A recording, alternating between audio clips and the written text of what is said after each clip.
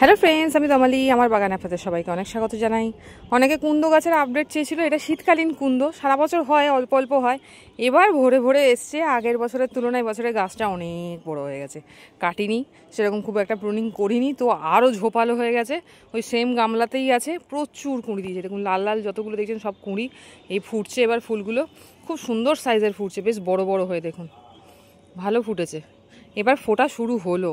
মোটামুটি গাছ থেকে না তুললে একটু ঝাঁকটা বোঝা যায়। আজকে আমি তুলবো না, কালকে একটা শর্ট ভিডিও দেবো, দেখবেন কত সুন্দর সাদা হয়ে থাকবে। মোটামুটি 2-3 দিন থাকে গাছে, সেরকম কিছু না। খোল পচা দেবো এবার শীতকালে, এতদিন ধরে সেরকম কিছু দিইনি। খোল পচা দিতে পারেন, যাদের কাছে খোল পচা খুব অস্বস্তিকর মনে হয় গন্ধের জন্য, তারা এনপিকে ব্যালেন্স দিতে পারেন, যেটা 19-19-19 বা 20-20-20, যেটা যেটা পারবেন ব্যালেন্স একটা দিলেই হলো।